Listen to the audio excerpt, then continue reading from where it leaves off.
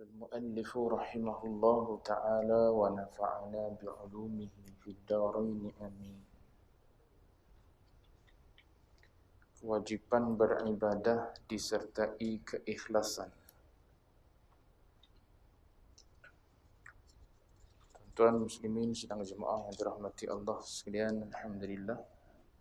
Pertama dan selama-lamanya kita panjatkan puji syukur pada Allah dengan izin taufik hidayah Allah Ta'ala jua. Pada malam ini kita sambung lagi bacaan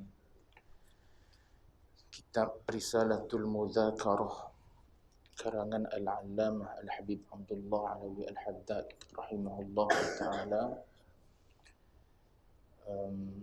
Kita berada pada tajuk kewajiban beribadah disertai dengan keikhlasan. Dimulakan dengan firman Allah Ta'ala, وَمَا خَلَقْتُ الْجِنَّ وَالْإِنسَ إِلَّا لِيَعْبُدُونَ. Dan tidaklah aku ciptakan jin dan manusia melainkan supaya mereka beribadat kepadaku. Surah Az-Zariyat ayat 56. Allah Ta'ala sebut وَمَا خَلَقْتُ الْجِنَّ وَالْإِنسَ. Susun tu mengikut tertib kejadian. Kerana jin dicipta lebih awal daripada manusia. 1000 tahun lebih awal daripada manusia. Kata Allah, وَمَا خَلَقْتُ الْجِنَّ. Dan tidaklah aku ciptakan. Ni cara bercakap macam ni dia panggil uslubul qasar. Perbahasan dia dalam ilmu balaghah. Uslubul qasr kita panggil.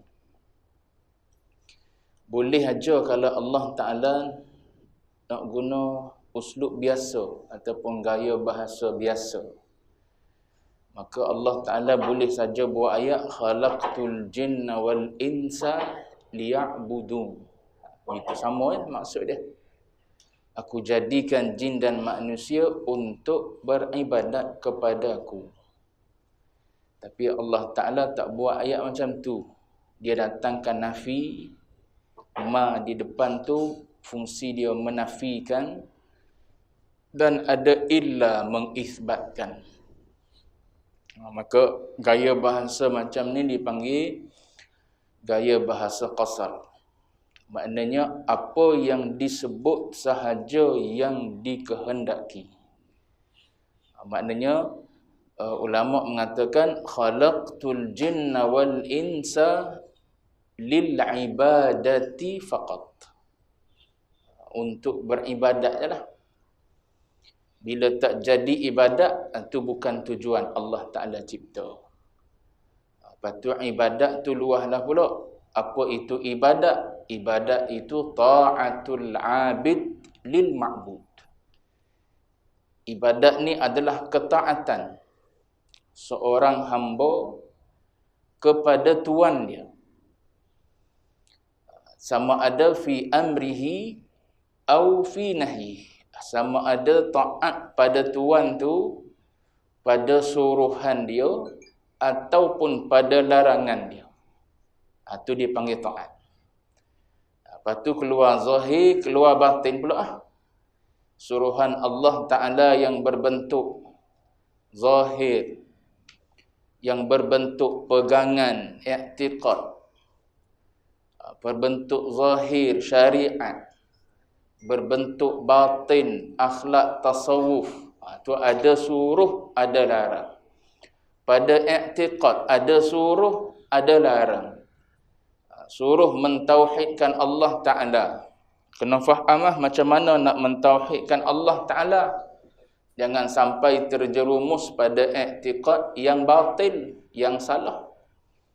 Pada i'tiqad Mu'tazilah contohnya. I'tiqad Jabariyah, Qadariyah, apa lagi? I'tiqad Mujassimah, Mu'attilah, macam-macam lagi i'tiqad yang terkeluar daripada Ahlus Sunnati wal Jamaah. Maka tu dari sudut pegangan.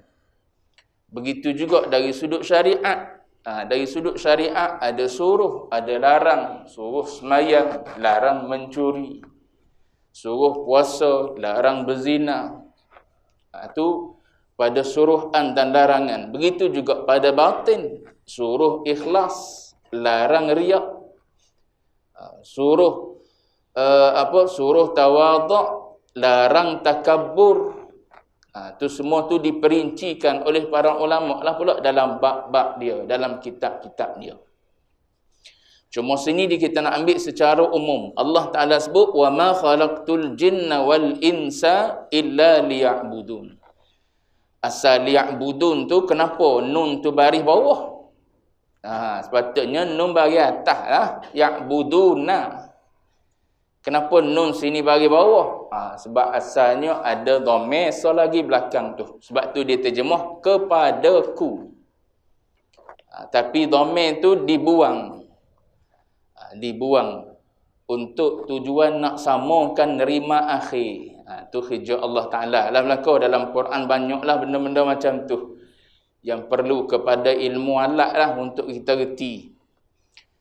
Baik. Asalnya liya'buduni, untuk mengabdikan diri kepadaku. Sebab tu terjemahan mari mana kalimah aku. Tu asal dia. Orang luruh ataupun orang yang mengaji ilmu alat dia tahu, dia baca dia tahu. Sini ni rupanya ada ya ni. Cuma dibuang. Baik. Ada juga ulama yang mentafsirkan ayat ni, liya'budun tu ay liya'rifun, dengan makna mengenal aku. Allah Ta'ala tak jadikan jin dan manusia kecuali untuk mengenal Allah. Daripada kenal itulah maka lahirnya pengibadatan.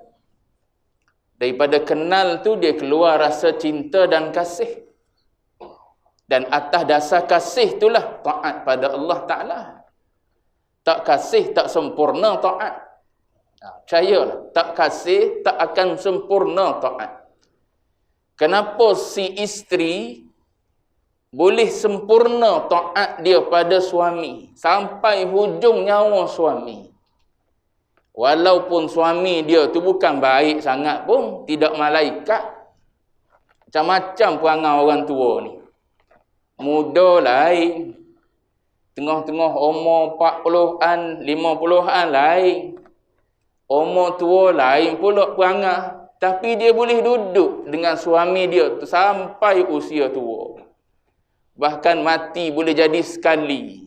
Suami dia mati dulu. Bahkan kadang-kadang dia setia sampai hujung nyawa dia. Kenapa?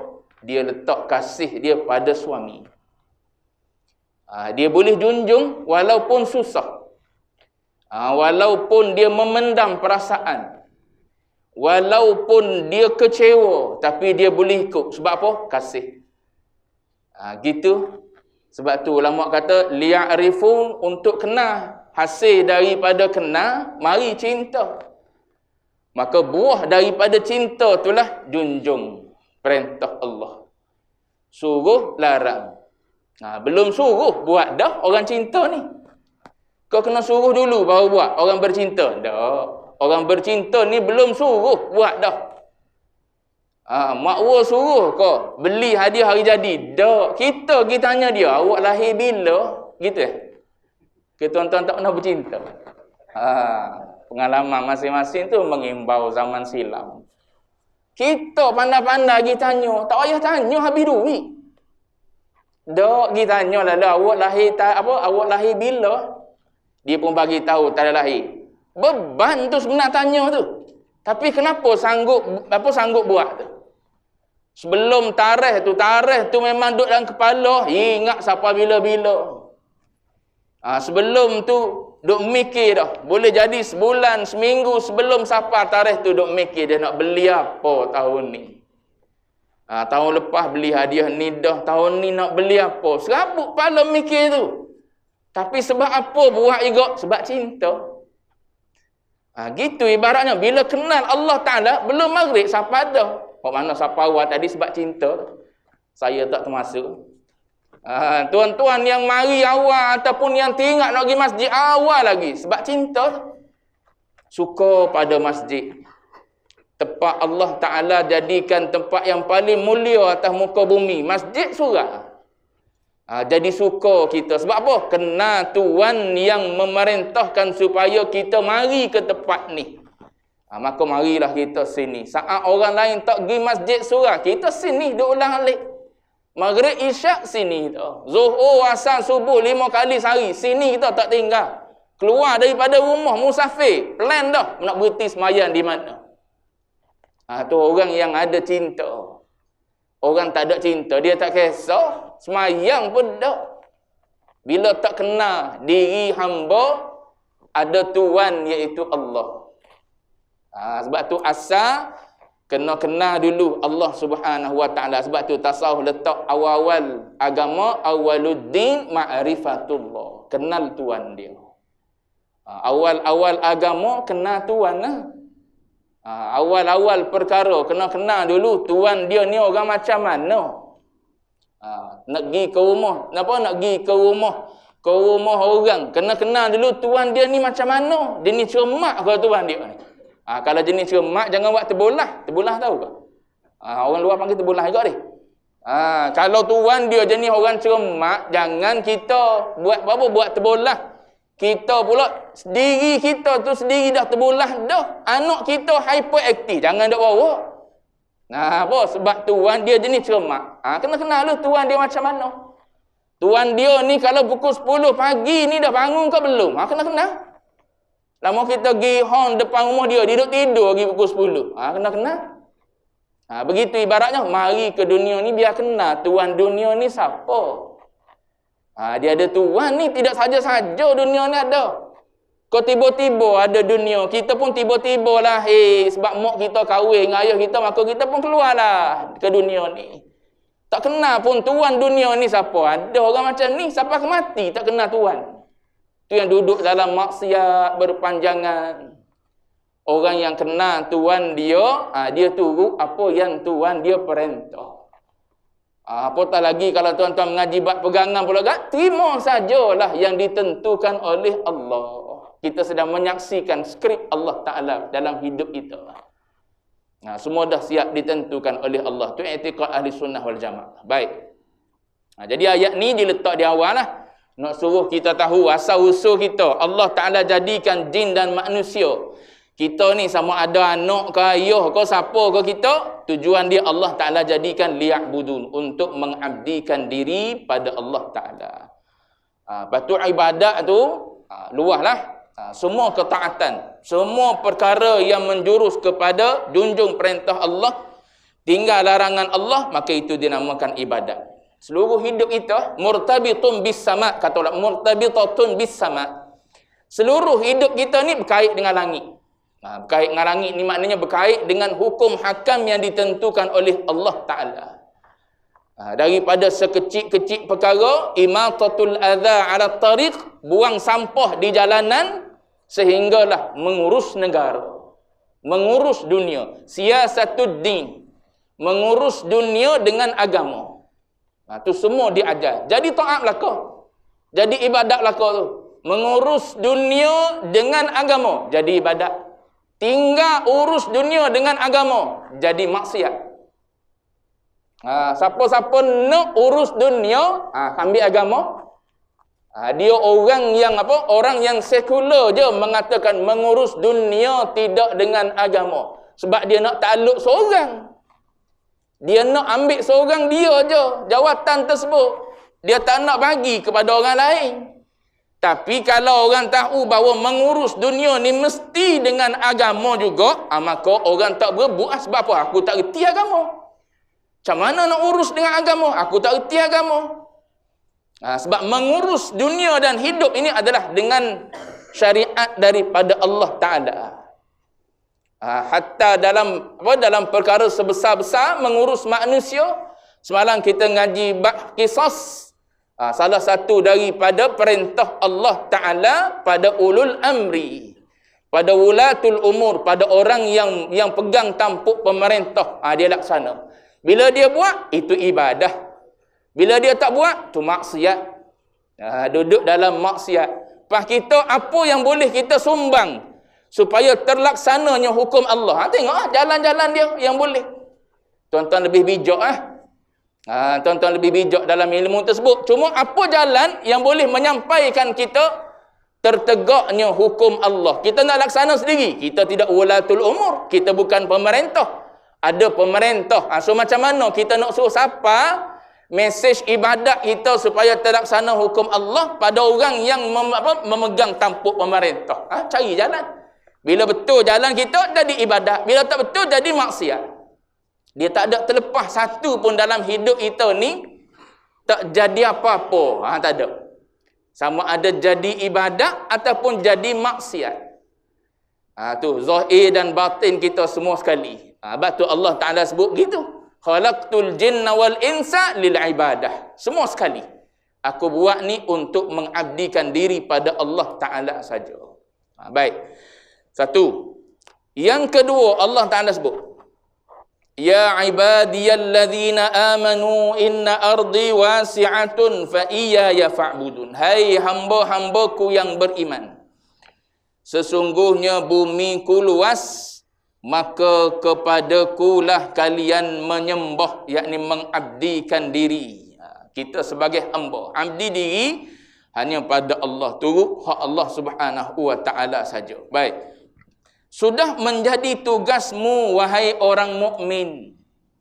Semoga Allah memberimu taufik. Taufik ni apa? Khalqul qudrah fit ta'ah. Itu taufik. Sekali je Allah Ta'ala sebut dalam Quran taufik ni. Dalam surah apa? Dalam surah Hud, kalau tak silap saya, ayat 88. Tuan-tuan boleh cek balik. Allah Ta'ala sebut, hujung ayat tu Allah Ta'ala kata, wa ma taufiqi illa billah. Sekali dia sebut. Ulama kata, kenapa sekali yang ni sebut taufik ni? Nak beritahu taufik ni benda yang mahal harga dia. Benda yang mahal harga dia. Benda ni kalau banyak, dia jadi murah.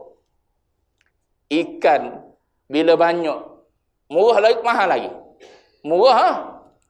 Ikan apa biasa yang murah ni? Ikan selayang. Ikan orang KL tahu ke selayang? Yang dia kata selayang tu, selayang ke dekat Batu Keh tu. Orang Kelantan dipanggil ikan selayang. Biasa orang guna ikan ni yang murah ni untuk buat apa? Kuah laksa. Sebab apa? Sebab dia murah. Lepas tu dia lah biasa banyaknya nak banding dengan kembung. Kembung tahu kembung? Bukan kembung perut baby ni. Ikan kembung. Orang KL panggil apa? Temenung. Ya, temenung ikan ni. Sudah. Ikan temenung. Ikan tu payah sikit. Jadi bila benda ni ada banyak, dia jadi murah. Kenapa? Sayur tuan-tuan pergi ke Cameron murah? Sebab dia ada banyak. Dah lah banyak, segar-segar pula tu. Murah harga dia. Tu orang yang pergi ke Cameron sewa chalet masak sendiri, lagi sedap. Tu nak beritahu, bila banyak murah. Cuma satu ya. Lagi banyak, lagi mahal. Apa dia? Adab. Adab. Adab lagi banyak, lagi mahal orang tu. Lagi beradab, lagi mahal orang tersebut. Itu satu benda. Bila banyak, dia akan jadi lagi mahal. Saya nak sebutnya ialah, taufik ni Allah Ta'ala sebut sekali je. Maknanya hanya satu tu je ada. Maknanya benda mahal. Bila benda mahal, kita kena faham. Taufik ni adalah, definisi ulama bagi ialah khalqul qudrah di sisi Asy'ariyah. Khalqul qudrah fit ta'ah. Dijadikan kudrat pada seseorang itu untuk melakukan taat. Itu taufik dipanggil. Kita ni boleh mari sini ni sebab ada kudrat ni. Kalau tak ada kudrat, tak boleh mari sini. Dia nak pergi ke lain. Dia nak pergi ke pasar malam lah, dia nak pergi ke mall lah, dia nak pergi ke mana lagi? Ada orang malam-malam mancing tak? Ya ke? Malam-malam minggu mancing. Tak malam minggu lah, malam-malam kerja, weekday pun mancing dia. Pukul berapa dia pergi? Dia selesa tengah malam, pukul 11, pukul 12, hidup mancing lagi. Duduk tepi tasik tu mancing. Macam mana hidup dia gitu? Contoh keadaan terasa. Contoh tuan-tuan, saya tak tahu kehidupan tuan-tuan macam mana. Saya bukan stalker, bukan skodeng dak. Cuma nak sebut contoh. Jadi, kekuatan untuk melakukan taat ni adalah anugerah daripada Allah. Itu dipanggil taufik. Boleh bangun pukul 4.30 je bangun. Pukul 5 je bangkit kita. Ada orang tak boleh bangkit. Seusia dengan kita, kadang-kadang dia lebih sihat daripada kita, lebih gagah daripada kita, tengok fizikal. Dia main gym, kita tak main gym. Dia main apa? Main basikal, kita tak main basikal. Tapi kita boleh bangun, dia tak boleh bangun. Tu dipanggil taufik daripada Allah. Tu tak semua orang dapat. Sebab tu kita diajar minta dengan Allah Ta'ala taufik. Dipanggil hidayatut taufik. Dipanggil. Kita panggil dengan hidayatut taufik. Yang tuan-tuan biasa duduk dengar orang sebut akhir daripada ceramah. Wabillahi taufik wal hidayah tu. Dan dengan Allah Ta'ala saja taufik dan hidayah ni. Hidayah apa tu? Hidayatut taufik tu lah. Ada satu lagi dipanggil hidayatul irsyad. Hidayatul irsyad ni, saya duk cakap ni. Ni dipanggil hidayatul irsyad. Hidayah ni siapa-siapa boleh bagi. Tuan-tuan boleh bagi pada anak. Pada anak, pada bini, pada kawan-kawan dan sebagainya. Itu dipanggil hidayatul irsyad. Orang tu terima ke tidak, berubah ke tidak, bergantung kepada taufik. 10 kali dah kita duk cerita benda sama pada anak kita. Tapi tak dengar-dengar. 10 kali, 20 kali. Ada orang istilah apa? Buih mulut-mulut cakap. Padahal tak buih pun. Cuma nak melampaunya, nak bagi tahu aku cakap pada engkau banyak kali dah.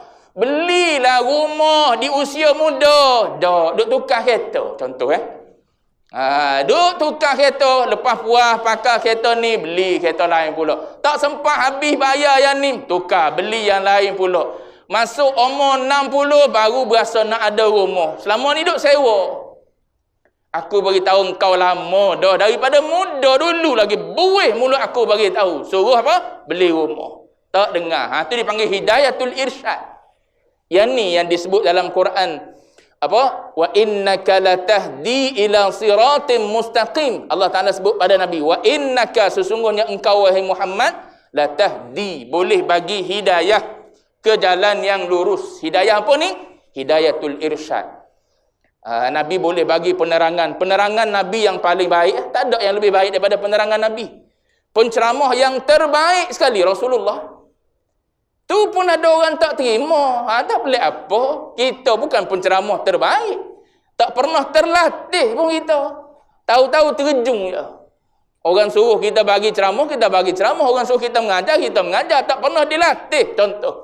Pelik apa, orang tak terima, orang tak ramai mari dengar dan sebagainya. Nabi orang yang terbaik dalam berpidato. Tak ada manusia nak banding dengan manusia lain, tak ada. Ni orang yang terbaik sekali. Bahasa yang paling baik sekali, paling indah sekali, paling tepat sekali digunakan oleh baginda Nabi. Tapi ada juga yang tak terima. Abu Jahal tak terima, Abu Lahab tak terima, orang dekat-dekat dengan Rasulullah sendiri pun tak terima. Tu kata Allah Ta'ala, tu hidayatut taufik pula. Innaka la tahdi man ahbabta walakin Allah yahdi man yasha. Itu ayat yang Allah Taala kata kau tak boleh bagi hidayah pada orang yang kau kasih. Lau anfaqta ma fil ardi jami'a, walaupun engkau infak seluruh benda yang ada pada engkau, ma allafta baina qulubihim, kau tak boleh satukan mereka semua. Walakin Allah, tengok Allah Taala kata aku yang taufikkan hati-hati mereka. Tu macam apa? Macam kisah apa? Dalam Quran cerita tentang apa? Lelaki dan perempuan, suami dan isteri. Kalau lelaki itu memang betul-betul nak baik dengan bini dia semula, ataupun perempuan tu juga nak baik semula dengan lelaki, dengan suami dia, kata Allah Ta'ala, aku taufik kan. Kalau dua-dua tu betul-betul nak, tapi sebab dua-dua tu dah ada yang kedua di belakang rupanya. Yang laki pun ada dah perempuan lain duk tunggu. Yang perempuan tu dah ada tu laki dah duk tunggu. Tak pelik lah bergaduh tiap-tiap hari pun. Kita yang tak tahu ni usahalah untuk didamaikan. untuk disatukan. Sebab apa? Kita yang tak tahu. Duk mikir pasal anak sial lah, anak-anak. Rupa-rupanya masing-masing ada orang kedua. Allah Ta'ala kata, kalau mereka betul-betul nak bersatu, nescaya aku akan satukan mereka. Sebab taufik duduk di Allah Ta'ala. Sebab tu kita diajar minta dengan Allah Subhanahu Wa Ta'ala supaya diberi taufik oleh Allah Ta'ala untuk untuk mengabdikan diri pada Allah dalam semua perkara. Dengan mata tengok jadi ibadat, telinga dengar jadi ibadat, mulut cakap jadi ibadat, tangan bergerak jadi ibadat, kaki berjalan ke tempat ibadat. Jadi ibadat lah kau. Otak mikir benda ibadat. Jangan biarkan anggota kita ni tak beribadat pada Allah Ta'ala. Biar jadi ibadat belaka. Sebab rugi masa kita bila dia tak jadi ibadat. Sebab kita dijadikan oleh Allah untuk beribadat. Tiba-tiba tak jadi ibadat. Supaya dengan apa? Supaya contoh mudah untuk kita faham. Budak di antara usia usia 13 tahun hingga 18 tahun. Tu tempoh belajar. Tak payah sibuklah nak cari duit. Contoh gitu, mudah. Umur 13 sampai 17 tahun ni dalam negara kita Malaysia lah. Ni umur budak ni belajar. Tak payahlah nak pergi kerja lah di speak mat. Nak pergi kerja lah di restoran mana-mana ataupun di mall mana-mana. Tak payah. Ni waktu untuk fokus belajar. Gitu. Bila dia terabai waktu ni, maka lepas tu rugilah, nyesal. Nyesalnya aku dulu tak itu, tak ini dan sebagainya. Supaya kita daripada kosong hari sampai ke hari ni Allah Ta'ala jadikan untuk apa ni? Ibadat. Bila rehat kita, tunggu dalam syurga nanti. Dah meninggal nanti, rehatlah serehat-rehatnya. Sekarang ni fikir, apa benda ibadat yang boleh aku buat? Semayang sunat tak banyak lagi, buat. Sedekah sunat tak banyak lagi. Ni tasawuf ni cerita bab yang sunat-sunat dah. Sebab tu dia suruh buat amal ibadat banyak-banyak. Amal ibadat yang banyak ni, dia bukan yang wajib. Amal ibadat yang wajib, buatlah kat mana pun dia jumlah tu ya. Semayang hanya 5 kali sehari, puasa hanya sekali setahun, sebulan setahun. Lepas tu zakat qadatu lah, haji sekali setahun cukup. Yang disuruh banyak, tasawuf suruh banyak amal ibadat. Semua yang sunat tu. Sebab orang mengaji tasawuf ni, yang fardu tu dah komplit, dah sempurna dah. Baki lagi nak tambah, nak perbanyak amal ibadat. Tu orang mengaji tasawuf. Kalau yang wajib tak sempurna, tak jadi. Yang wajib tak sempurna, kena sempurnakan yang wajib dululah. Sebab yang wajib ni tak boleh tambah, tak boleh pandai-pandai kita nak tambah semain fardu yang ke-6. Bid'ah dalalah marah mazhab. Apa ni buat benda bid'ah gini? Tu betul-betul bid'ah sungguh. Jadikan fardu yang ke-6 tu bid'ah sungguh. Saya pergi semayang di satu masjid tuan-tuan. Saya singgah semayang maghrib. Kebetulan saya lalu orang azan, saya singgah semayang maghrib situ. Selepas bila qamat. Bila qamat. Bila qamat ni imam biasanya suruh makmum bertusah dah. Imam tu bagi salam dulu. Assalamualaikum warahmatullahi. Betul kan saf? Dapat kat dia orang bid'ah dalalah. Benda kita dengar nak buat pengumuman apa ni, nak semayang ajak aku lepas ni. Rupa-rupanya nak suruh betul kan saf, bagi salam dulu. Tu bid'ah tu. Tapi benda-benda macam tu kita tak kisah. Benda-benda yang apa? Bukan sampai ke tahap bid'ah dalalah. Bid'ah yang menyesatkan. Benda yang merosakkan amal ibadat, kecualilah putus mualat pada hari Jumaat terutamanya. Adapun kita semayang-semayang biasa ni disunatkan apa? Qamat semulalah. Kalau jarak dia jauh sangat, lebih daripada qadar 2 rakaat. Tapi kalau hari Jumaat jangan buat gitu. Selepas imam turun saja daripada mimbar tu kan, qamat, lepas qamat tu semayang. Sebab dia ada mualat di antara khutbah dengan solat. Jangan lebih daripada 2 rakaat solat. Lebih daripada tu kena khutbah semula. Tu cerita hari Jumaat. Cuma nak sebutnya ialah kadang-kadang benda-benda yang simple ni, benda-benda yang apa? Yang remeh-temeh ni. Jadi benda besar. Jadi benda besar. Orang duk beribadat lama, duk beramal lama benda tu. Mari, tak ada asal usul. Dia kata ni Nabi tak buat. Baca apa? Baca Fatihah lepas daripada semayang. Tuan-tuan dengar jawapan Ustaz Azhar itu.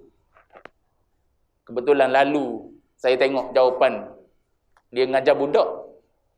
Dia pergi kuliah di sekolah budak tu. Dia tanya budak tu. Dia kata, satu dia kata kita kena faham dulu. Semayang ni apa? Semayang ni ialah aqwalun wa af'alun. Semayang ni ialah perkataan tertentu, perbuatan tertentu, bermula daripada takbir, muftatahatun bit takbir wa muhtatamatun bit taslim. Mula dengan takbir, akhir dengan salam. Okey. Bila dah mula dengan takbir, maknanya kita dah masuk dalam solat. Kita pun buat apa yang wajib kita buat dalam solat, rukun-rukun semua, syarat-syarat semua. Bila kita dah bagi salam, maknanya kita dah habis solat. Dia pun tanya budak. Okey, bila kita dah habis solat, maknanya kita dah keluar daripada ibadat solat.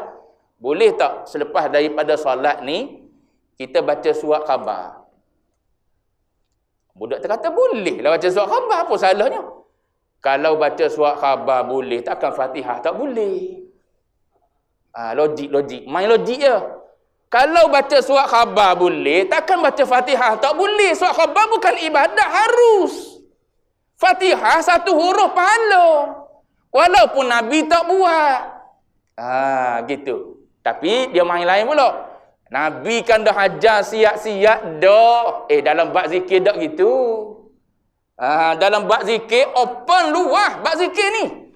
Tuan-tuan ngaji bab zikir, baca kitab Al-Azkar Al-Imam Nawawi. Bab zikir ni luas. Bukan terbatas dengan apa yang disusun oleh Nabi saja. Tuan-tuan, kita baca maksurah selepas daripada semayang. Pelik orang. Padahal maksurah ni yang maksurah yang datang daripada Rasulullah. Nanti orang kata pula, mana ada zikir ni lepas semayang? Asbahna wa asbahal mul lepas semayang. Orang pun tak boleh ikut juga. Sebab tu yang ada, yang diamal selama ni dalam masyarakat kita ni, yang disusung oleh Al-Imamul Qushashi. Al-Imamul Qushashi ni amal wirid ni di Madinah. Al-Imamul Qushashi yang menyusun wirid yang kita baca lepas semayang daripada zaman kita budak-budak dulu sampai ke hari ni kita duk dengar. Setiap masjid duk baca yang tu lah. Daripada astaghfirullah sampailah kepada apa? Sampailah kepada ilahana ya Rabbana subhanallah tu. Subhanallah, alhamdulillah, Allahu akbar 33 kali tu. Semua tu adalah susunan daripada Al-Imamul Qushashi. Ada sanad tu, tuan-tuan. Saya kebetulan masa duduk mengaji dengan Syekh Fuad Kamaluddin Al-Maliki, ada buku. Buku yang disusun apa? Wirid yang disusun oleh Al-Imamul Qushashi. Semua sebut gitu yalah. Baik, siapa mana tahu. Jadi nak ceritanya ialah dalam kita boleh buat ibadat pada Allah Ta'ala ni, semua tu adalah bergantung kepada taufik daripada Allah. Kita boleh tambah amal ibadat kita ni, semua tu adalah gerakan daripada Allah Subhanahu Wa Ta'ala bagi kudrat pada kita. Tu taufik. Baik, Allah Ta'ala memberimu taufik untuk lebih menganugerahkan seluruh jiwa, untuk lebih mengerahkan seluruh jiwa ragamu dalam menyembah Tuhanmu dengan membuang apa saja yang dapat menghalangi dirimu daripada ibadah. Apa yang menghalang ni? Kalau tuan-tuan lalu pula kok kitab Minhajul Abidin, di awal kitab tu dia bahas ba'aqabah. Tu ba'aqabah. Ba'aqabah banyak pula Ada 7 aqabah. Aqabah ni ibarat seperti bonggol ataupun yang melintangi perjalanan seorang hamba tu nak sampai pada Allah Ta'ala. Dalam kitab Minhajul Abidin cerita. Dia cerita sebutir-sebutir, detail dia cerita satu-satu. Aqabah yang pertama sekali, yang paling besar sekali, yang jadi induk kepada aqabah-aqabah yang lain selepas daripada itu ialah aqabatul ilmi. Bonggol ataupun halangan ilmu mula-mula sekali. Sebab kita tak akan tahu tipu daya, halangan-halangan kalau kita tak lalu ke ilmu. Maka kena ngaji, baru tahu. Dalam bab aqabah tu ada salah satu daripadanya ialah aqabah yang menceritakan tentang penghalang manusia ni ialah makhluk ada. Lepas tu yang menghalang manusia lagi, dunia ada. Yang menghalang kita untuk beribadat lagi apa benda? Makhluk, dunia, lepas tu syaitan. Yang keempat yang halang kita ialah nafsu. Bab nafsu ni Imam Ghazali cerita paling panjang sekali. Kalau dalam kitab Minhajul Abidin tu lebih kurang 32 muka surat cerita bab tu saja. Sebab licik nafsu ni. Nafsu ni duk mana? Kita sendiri. Kita sendiri. Macam contoh dalam tu dia bagi apa? Dia bagi tahu supaya macam berlaku dalam rumah kita kecurian. Kita akan kata siapa? Budak mana masuk rumah kita tadi? Budak mana lalu kita? Ada siapa masuk rumah kita tadi? Ada hilang duit RM50 letak sini ni. Siapa mari rumah kita tadi? Nampak orang luar? Tak tanya dalam rumah kita, anak kita. Tu nafsu. Sebab apa? Hidup dalam diri kita, tak nampak. Sebab tu Imam Ghazali cerita sampai 32 muka surat. Bab nafsu saja. Bab nafsu ni tak akan putus asa. Dia lebih kerah daripada syaitan lagi. Syaitan ni, dia jadi lemah. Kan Quran sendiri sebut, inna kaidas syaitani kana dha'ifa. Tipu daya syaitan ni dhaif, lemah. Dia hilang tipu daya dia dengan kita berzikir ya. Zikir a'udzubillahi minasyaitonirrajim ataupun sebut nama Allah Taala. Hilang tipu daya syaitan. Tapi nafsu dak. Nafsu kerah. Dia tak boleh, dia jenis macam dia beza dengan syaitan ni. Syaitan dia tak boleh halang kita pada satu benda. Dia tak boleh bawa kita pada satu maksiat, dia tukar ke maksiat lain. Itu syaitan. Nafsu dak, kalau dia kata lah. Aim dia lah. Dia akan pastikan dia berjaya. Itu nafsu. Dia tak serupa dengan syaitan. Syaitan asalkan manusia tu jatuh. Asalkan manusia tu menyeleweng. Tak kira. Dia menyeleweng tu di mana, dia jatuh tu di mana, dia bermaksiat tu di mana. Pada bab duit dia ni memang jaga sungguh. Bab makan dia memang jaga sungguh. Tilik satu-satu, ada cok halal kau tak halal. Dia jaga bab makan. Dia ni tak cermat dalam bab dengan perempuan. Contoh ni. Dalam bab makan dia jaga, dia tengok halal kau tak halal. Rezeki dia jaga, dia kerja dia jaga masa. Sebab apa? Nak pastikan duit yang dia dapat halal. Tapi dia ni dalam bab perempuan, dia lemah. Kita awak mari perempuan. Awak mari perempuan, mula dia tewas. Jadi lembek tekak lalu. Mari perempuan, padahal umur 70, lembek juga. Dengan perempuan, tewas.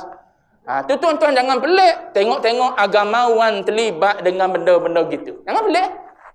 Sebab syaitan tengah berusaha. Orang baik lagi dia berusaha untuk menjatuhkan seseorang itu pada maksiat. Dia nak lalu kok tak bagi semayang. Mana boleh, sek-sek duk mengaji agama dah. Tuan-tuan ni tak boleh, dah nak halang mari masjid ni. Mana boleh? Aku kena pergi masjid, tiap-tiap malam kena pergi masjid. Apatah lagi ada orang mengajar, kena mari. Tapi kalau mari janda kalah lalu. Nak masuk masjid tiba-tiba mari janda tanya jalan. Duk bual lah awak ni duk kerja mana? Kedai tom yam depan tu. Oh iya, saya selalu juga duk pergi situ. Tapi tak pernah jumpa. Saya baru kerja situ. Saya pergi lepas ni. Tu dia. Macam pernah buat dak. Tuan-tuan lah saya dak. Cuma nak buat contoh tuan-tuan begitu. Kadang-kadang kita duduk dalam ibadat, okey dah. Tapi dia mari ikut lain. Tu syaitan. Adapun nafsu dak.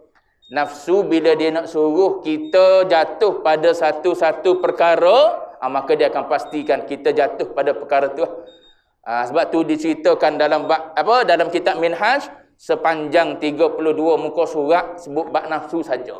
Bab lain-lain lagi tu dengan dunia tu luar belakang. Dunia manusia yang tu senang kita tinggal. Manusia yang kita tahu perangai macam ni tak boleh buat kawan, tak boleh buat saing ni, kita tinggal lalu. Benda kalau duduk dengan dia ni mesti buat bab ngopak orang, caci orang, mengata orang. Kita tinggal dia, tak ada masalah. Orang lebih senang kita tinggal. Begitu juga dengan harta. Kita bubuh zahid dalam diri kita, zuhud dalam diri kita, habis ya. Hilangkan keterpautan kita dengan dunia, hilang dengan dunia. Tapi syaitan dipanggil waswas, dipanggil. Mari dalam diri kita waswas, bahkan sampai ke tahap apa? I'tiqad. Sebab tu dia lalu pertama sekali yang disebut dalam kitab Minhaj ialah aqabatul ilmi. Takut apa? Tertipu di i'tiqad. Tertipu di pegangan. Di pegangan lagi awal-awal kena tipu dah kita. Kita duk berasa kita ahlu sunnah wal jamaah. Rupa-rupanya jabariyah kita ni. Kita duk rasa kita ahlu sunnah wal jamaah. Rupa-rupanya kita qadariyah, mu'tazilah kita. Sebab tu lalu ku ilmu. Apa ku ilmu, syaitan tipu pula. Syaitan tipu pula kita. Suka kita mengaji. Mengaji apa? Mengaji tasawuf. Mengaji tasawuf tak tinggal kita. Mana ada orang mengajar tasawuf? Pergi kita. Ustaz ni mengajar tasawuf. Kita pergi dia. Kita ikut dia. Sebab apa duk mengajar tasawuf? Dia mari beci. Bunyi fiqh ya tak minat. Bunyi tauhid je tak minat. Itu nafsu. Pandai dia. Dia tipu kita. Padahal kita ba'iktiqad tak betul lagi. Bak sifat 20 tak betul lagi kita. Ba'iktiqad dengan Allah Ta'ala banyak lagi tak kenal ya. Tapi tak mengaji. Sebab apa? Nafsu duk minat pada apa? Pada tasawuf. Ngaji tasawuf kita. Tu mujahadah lawan keinginan hawa nafsu kita. Dia tak suka pada tauhid, kita pergi mengaji tauhid. Dia tak suka pada fiqh, kita pergi mengaji fiqh. Tu pandai dimasuk ke ilmu. Tuan dia tahu dah tuan-tuan ni duk mengaji ilmu. Takkan dia nak kata berhentilah mengaji. Tu ada orang lebih daripada tu lagi, awal lagi. Dia kata, takkan kita orang yang berumur 75 tahun nak pergi baca Fatihah depan ustaz tu. Ditipu situ. Ada orang lebih rendah lagi. Tuan-tuan yang rendah tinggi ni, duduk mengaji tasawuf, seronok dengan tasawuf, tak nak mengaji ilmu lain. Tak nak mengaji tauhid. Ada orang mengajar tauhid, tak nak pergi. Ada orang mengajar fiqh, tak nak pergi. Sebab apa? Duk nampak tasawuf. Rupa-rupanya kena tipu dengan tasawuf. Tersawuf rupanya. Ada orang lebih rendah daripada tu lagi. Saya sebut contoh tadi. Duduk apa? Dalam keadaan beribadat tak pernah betul dengan ilmu. Apa tu awal-awal aqabatul ilmi tu? Tak pernah betul bacaan tasyahud, tak pernah betul dengan tajwidnya. Baca Fatihah tak pernah betul dengan tajwidnya. Duk kata apa? Kita takkan tak betul lagi. Duk semayang daripada muda sampai ke tua. Tua dah kita, umur 70 dah, umur 80 dah kita. Takkan tak betul lagi. Tak betul, tetap tak betul kalau kita tak betul dengan ilmu. Tu kena faham. Tak betul, tetap tak betul. Walaupun kita umur 80 ke, 90 ke, 100 ke, kalau kita tak betul dengan ilmu, tak betul. Quran tak akan betul. Sampai bila-bila tak betul kalau kita tak betul dengan orang yang betul. Sebab tu kena pergi betul baca Quran. Ada orang marah kita betul. Ada ustaz saya sebut Masjid Batu Namlah. Batu Namlah Kampung Melayu Rawang. Ada ustaz tu mengajar tajwid. Mengajar tajwid. Sekarang tak dipanggil dah oleh masjid. Sebab apa? Sebab bila dia mengajar, dia tanya jemaah. Minta jemaah baca, rupa-rupanya jemaah tak suka ustaz mengajar gitu. Tak nak baca, macam mana nak betul tajwid? Ustaz yang mengajar tu betul lah mudah tajwid dia nya. Yang nak dibaiki ialah jemaah tu lah. Bacaan basic dia, Fatihah. Tu nak betul. Tak betul Fatihah, tak semayang. Walaupun zahir nampak semayang. Betul apa? Betul tasyahud akhir. Apa lagi yang rukun dalam semayang? Rukun qauli tu. Takbiratul ihram, salam, tu selawat pada Nabi di tasyahud akhir yang jadi rukun qauli. Tu semua kena betul dengan tajwid. Tak boleh main hentam gitu ya. Tapi tu jadi halangan tu, penghalang yang menghalangi diri daripada beribadat. Tak nak mengaji. Duk berasa kita tengok ayah kita semayang, kita pun semayang, ya dah tu betul dah. Kita tengok mak kita semayang gitu, kita pun semayang gitu. Kita tengok ayah kita semayang gitu, ya semayang gitu. Kira tak betul dah. Maka ini kadang-kadang jadi penghalang diri kita dalam beribadat pada Allah. Zahir nampak duk buat ibadat dah. Padahal tak beribadat pun lagi kita pada Allah Ta'ala. Tu wal'iyadu billah. Jauh jatuh kita tu. Lama dah beribadat, padahal rupa-rupanya tak sah amal ibadat itu. Disebabkan tak teliti. Tapi kalau orang teliti, maka cantiklah amal ibadat dia. Itu hasil daripada ibadat itulah boleh cegah fahsyak munkar tu. Innas salata tanha 'anil fahsyak tu. Solat yang macam mana tu? As-salatul kamilah. Alif lam lil kamal situ. Ulama bahas tu. Innas salata tanha 'anil fahsya'i wal munkar. Duk tengok-tengok kita semayang, duk tengok lagi benda-benda tak comel. Duk dengar lagi benda tak comel. Kenapa jadi gitu? Semayang dah. Tu. Kenapa Allah Ta'ala tipu kita? Kau dalam ayat tu? Allah Ta'ala tak tipu. Ulama kata as-salah alif lam situ alif lam lil kamal. Alif lam yang menunjukkan salat yang sempurna. Sempurna tak sempurna kita, itulah penentu.